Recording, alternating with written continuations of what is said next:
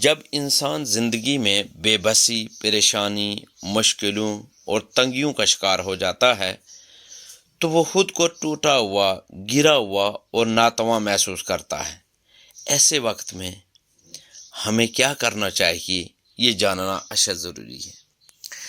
دیکھیں کہ حضور تاجدار کائنات صلی اللہ علیہ وآلہ وسلم کا ایک فرمان جس کے راوی ہیں حضرت ثوبان رضی اللہ تعالیٰ عنہ، پیارے آقا صلی اللہ علیہ وآلہ وسلم نے ارشاد فرمایا کہ مسلمان جب اپنے مسلمان بھائی کی بیمار پرسی کے لیے جاتا ہے تو وہ جب تک نہ لوٹ جائے برابر لگاتار جنت کے میوے چنتا رہتا ہے۔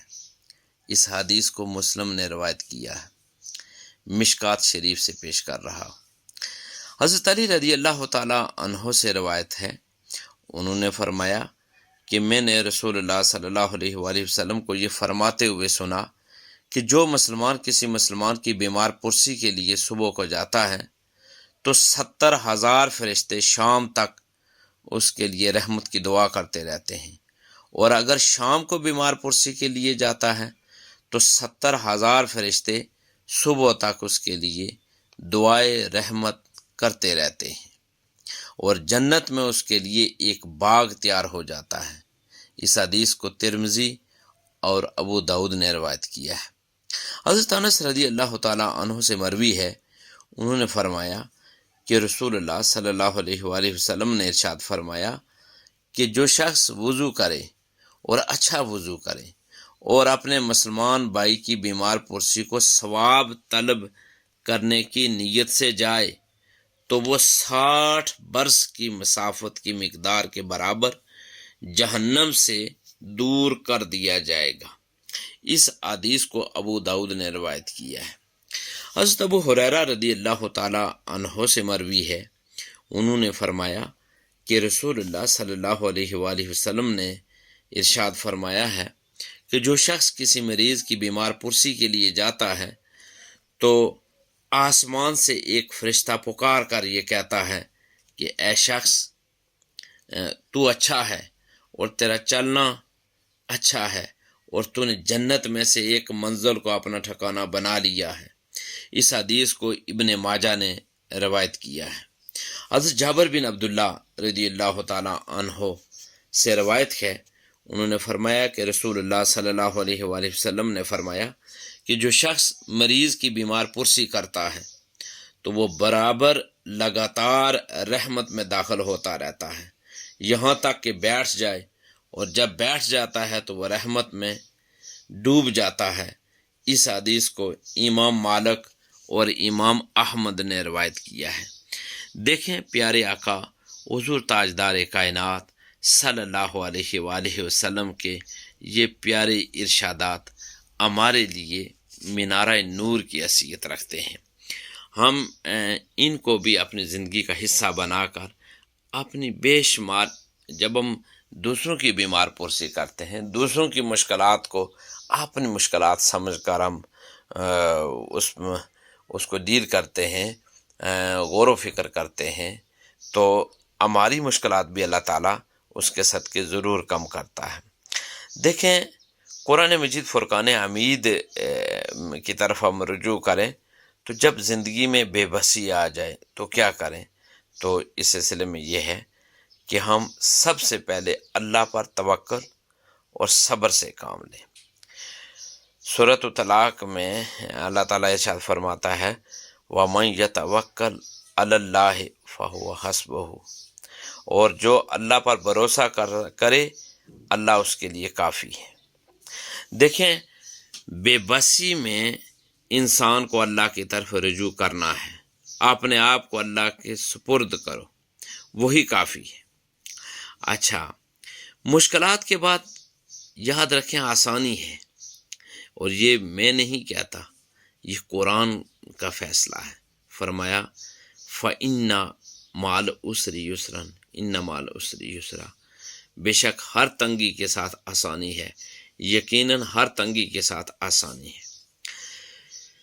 دیکھیں مشکلات کے بعد آسانی ایک وعدہ ہے، اور اللہ کبھی وعدہ خلافی نہیں کرتا۔ پیارے آقا صلی اللہ علیہ وآلہ وسلم کا ایک اور ارشاد بھی آپ سماعت فرما لیں۔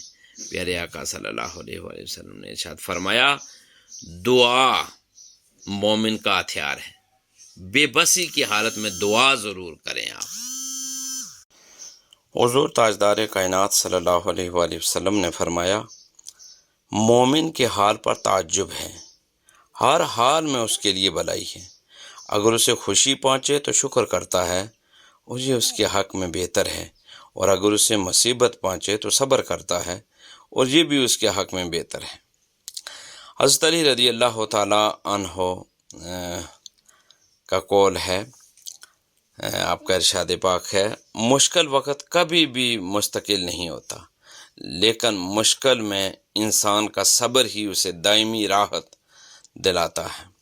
حضرت شیخ عبد القادر جیلانی رحمۃ اللہ علیہ ارشاد فرماتے ہیں، ہر تنگی میں صبر کرو، ہر حال میں اللہ کو یاد رکھو، جب سب چھوڑ جائیں تو اللہ ساتھ ہوگا۔ اچھا، حضرت امام ابن عطا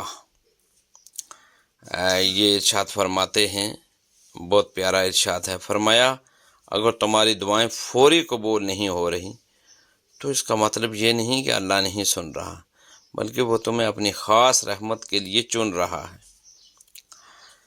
دیکھیں، بے بسی میں پڑھنے والی چند مسنون دعائیں بھی ہیں، وظائف بھی ہیں۔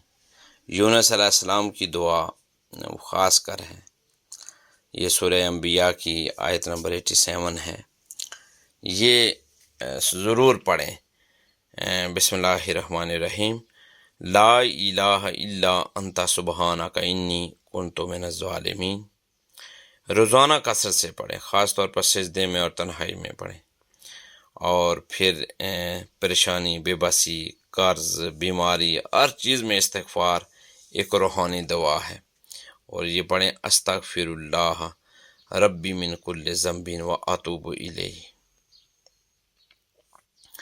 اور یہ بھی ہے کہ آپ حسبنا اللہ و نعم الوکیل، اللہ ہمارے لیے کافی ہے اور وہی بہترین کارساز ہے، یہ سورہ آل عمران کی آیت نمبر 173 میں ہے۔ یہ روزانہ 100 بار کم از کم پڑھیں۔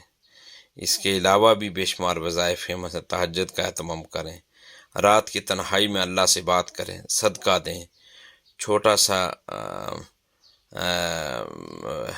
یعنی اگرچہ کوئی عمل بھی آپ کرتے ہیں، صدقہ دیتے ہیں یا کوئی بھی وظائف کرتے ہیں، چھوٹا سا بھی کریں، لیکن پھر بھی اس کا بڑا اجر ہے۔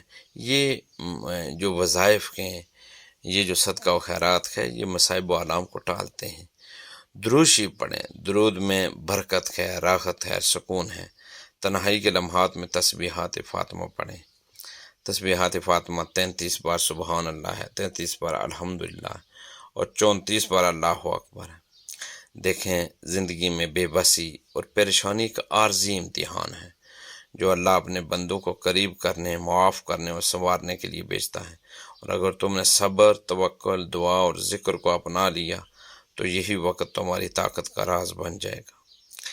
میں اللہ تعالیٰ سے دعا کرتا ہوں کہ اللہ تعالیٰ ہمیں زیادہ سے زیادہ دین اسلام کے سنہری تعلیمات کو جاننے اور ان تعلیمات کے مطابق زندگی گزارنے کی توفیق اور ہمت عطا فرمائے۔